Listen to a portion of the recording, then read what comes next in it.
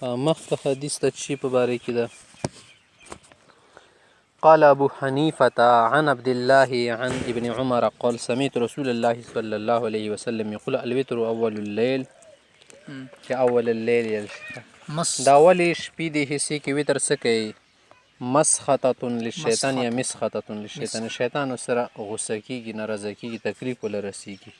و اکل السحور او د پښمني خوړل چې دي مرضات الرحمن د برکت یوري کو خدای رضامندي وي دي کې ښه مخته قال أبو حنيفة عن حماد عن إبراهيم عن أبي عبد الله الجدلي عن أبي مسعود الأنصاري قال أوتر رسول الله صلى الله عليه وسلم أول الليل وأوسطه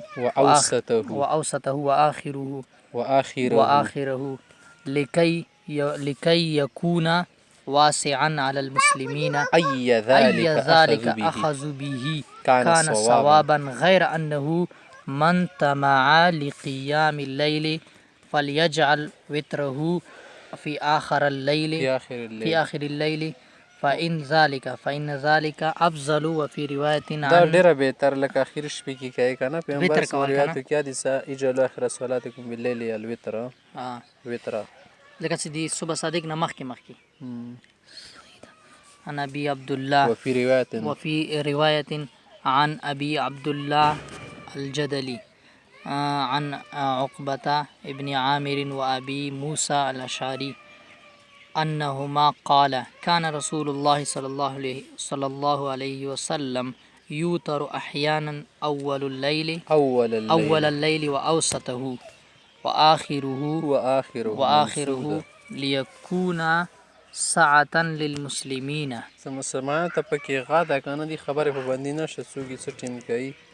په مقصد دا د صدا په کوي وتر اخیری شپې کې کبه چونه پوتې شولو وما يسك بالانتباه خبر شور کی کنه شو ته خپوخ امید وي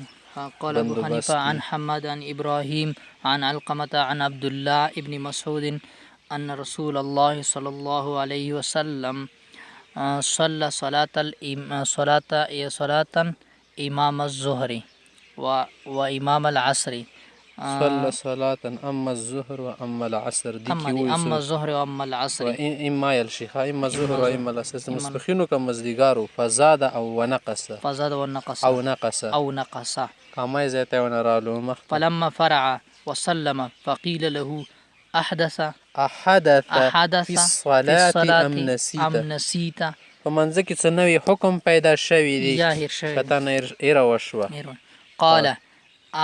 أنسي أنس كما تنسون معنا هیره کېږي انسان یم پیدا انسیتو فإذا أنسيت فذكروني ثم حول وجهه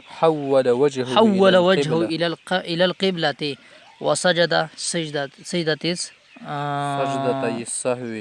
السهو دي كنا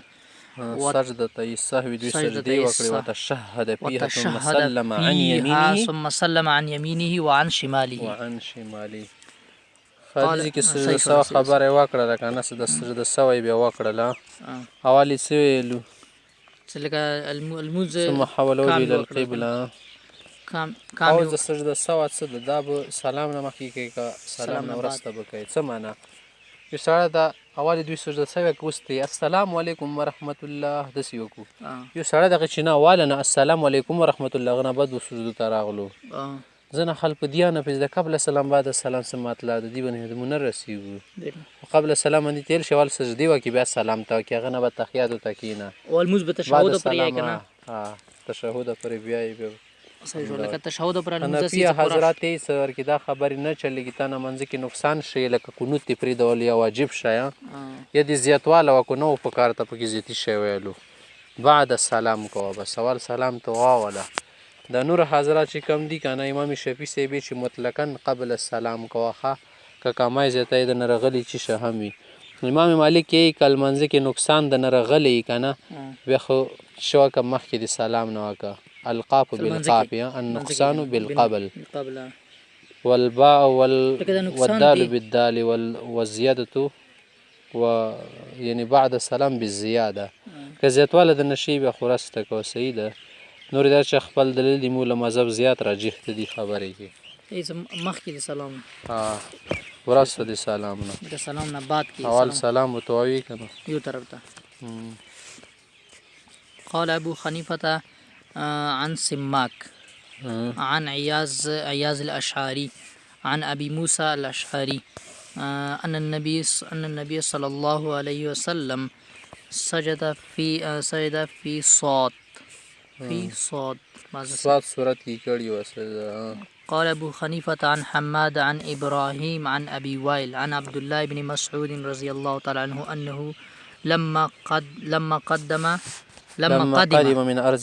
أرض الحبشة سلم على رسول الله صلى الله عليه وسلم وهو يصلي منزلت کې سلام وکړ. فلم يرد عليه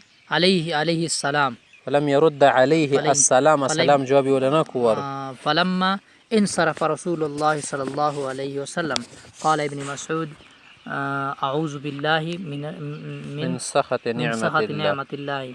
قال النبي صلى الله عليه وسلم وما ذاك د استعاذة دي ولي وکړه. قال سلمت عليك فلم ترد علي جواب دي نکړه. قال إن في الصلاة لشغولا منځ کې خپل اسکار دي کنه. قال فلم نرد السلام على احد من يومئذ غير چې موږ سلام پرې دولو سید اول خو منځ کې کلام جایز و کنه حرکات پکې چې ضرور ورشه پکې بیا حذف شو ختم شو منسوخ شو صحیح ده. قال أبو حنيفة عن حماد عن إبراهيم عن الأسود عن عائشة رضي الله تعالى عنها قالت كان النبي صلى الله عليه وسلم يصلي من الليل. شپې ټیمې سمونځ کول وانا نائمة الی جنبه زه به سیر ته خوبولیم و جانب الصوب واقع علیه کپړه به ما باندې غورځېده. معنا ده ښځې سره ټچ